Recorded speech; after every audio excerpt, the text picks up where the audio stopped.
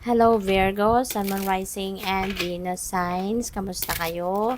Sana po ay nasa mabuti kayong kalagayan. Welcome back po sa Star Tarot. At kung bago kayo rito, welcome din po kayo.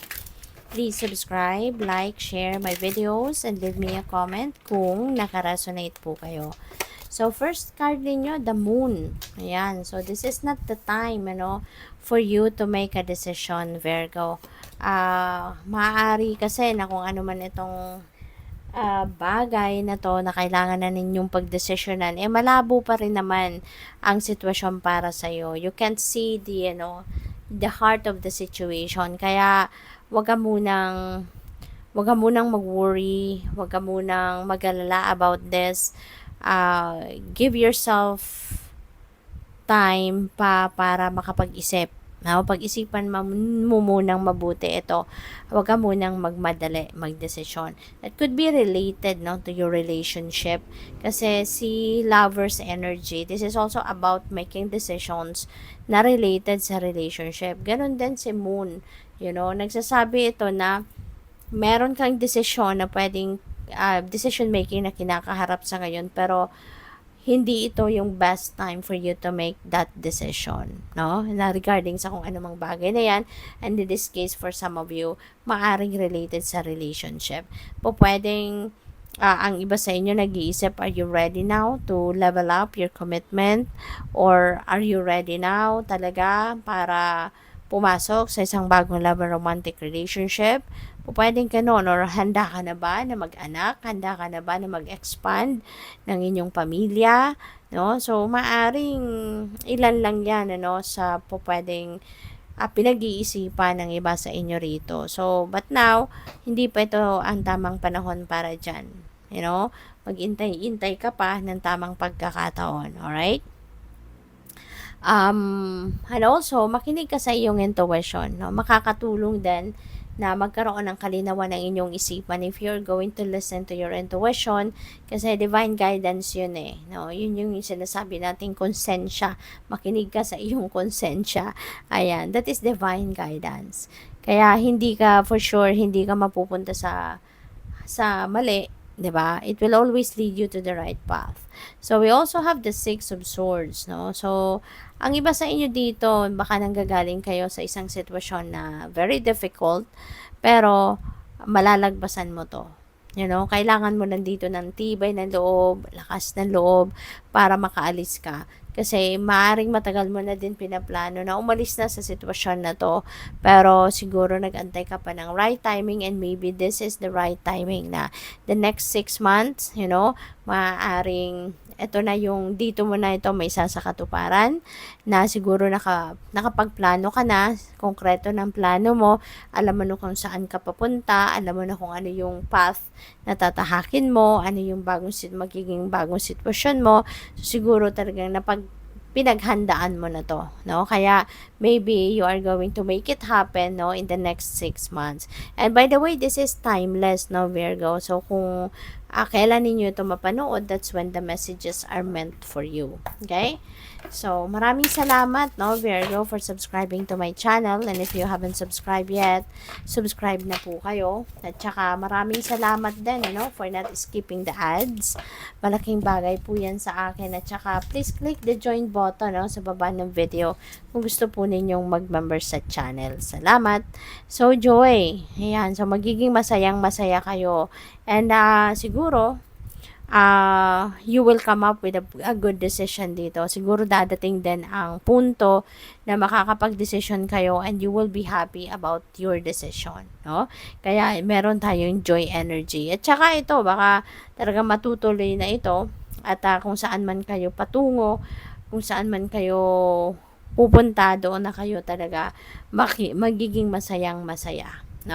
So we also have leadership. This could be another blessing na matatanggap ninyo in the next 6 months, Pwedeng ang iba sa inyo will be handed a leadership role, Baka kayo ay mapopromote into a leadership role sa inyong trabaho.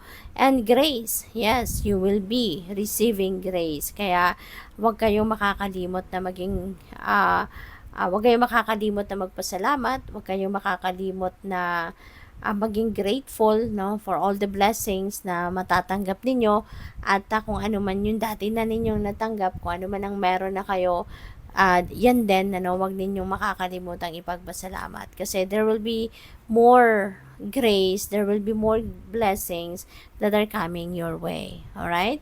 So, kanina pa sa akin pinapakita ng guides ko yung synchronicity dito. We have double 6.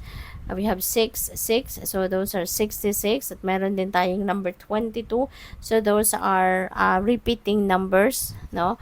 At very powerful number ito. Si number 22 kasi master number ito. So, I suggest, no, paki-google po ninyo anong ibig sabihin ng master number 22 at angel number 66, kasi marami pa po kayong mga information, inspiration na mababasa dyan na maaring makaresonate kayo at maaring makatulong sa inyong sitwasyon. Okay? So, tignan natin kung ano pa ang mga mensahe para sa inyo pagdating naman sa love life, usaping puso, ganon. So, what else? We have friendship. Nurture the bonds of friendship within your relationship and your love life will dramatically improve. Kasi siguro ang iba sa inyo din, ano, yung baka yung person mo, siya din yung best friend mo, pwedeng ganon. So, marami ang ganyang relasyon, ano, magkakarelasyon na yung karelasyon mo, yun din, siya din yung kaibigan mo, siya din yung best friend mo, siya din yung napagbubuhusan mo talaga ng emosyon, ng nararamdaman ninyo, yung gano'n. So, kapag meron kayong gano'n, ano, ano ninyo, i-nurture ninyo yung friendship ninyo, 'di ba? Para mas lalong makakatulong 'yan na mas lalong maging solid, no, ang inyong relationship. So, we have, beware of what you are projecting, for the qualities you admire in one another are qualities you both possess. So, equally so, the qualities you don't like are also your own reflection. Kaya, kailangan, 'di ba, na talagang kilalang kilala mo din ang person mo.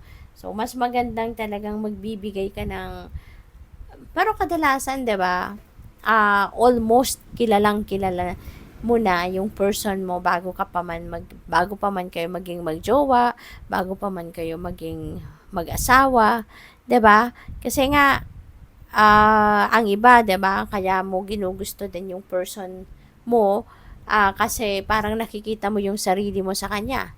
Or yung pang ano, yung parang you are in sync, 'di ba? Almost parehas yung vision ninyo, almost parehas yung sinishare ninyong goals, parehas yung pag-uugali, halos magkahawig yung pag-uugali ninyo, yung ganon. Kaya ang iba sa inyo, pinipili ninyo yung taong yan, 'di ba? Dahil parang hindi ka na masyadong mag-a-adjust, hindi ka na masyadong hindi mo na masyadong kailangan pang pag-aralan talaga ugali niya, kasi parang nakikita mo, nafe-feel mo na parang halos parehas kayo, 'di ba? So, what else? We have romance. Cupid's arrow strikes. Wow. So, this could be related to this lover's energy, 'di ba? So, pwede magkakaroon dito ng romantic connection, no?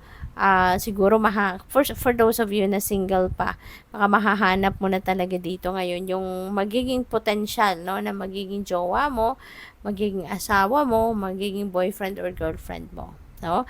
So, eto na, ipagtatagpo na kayo, no, ni Cupid. Magipagtatagpo na kayo ng divine universe at dadating ka na sa puntong eto na, mai-inlove ka na sa taong para sa'yo, no? Yung taong nakalaan para sa'yo.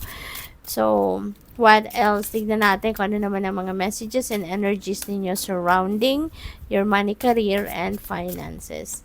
So, we have Gaia. Ayan. So, trust that the universe has a better plan than you do. Okay? Napakaganda naman ito. Kasi, kaya wag kayong magtatampo, no?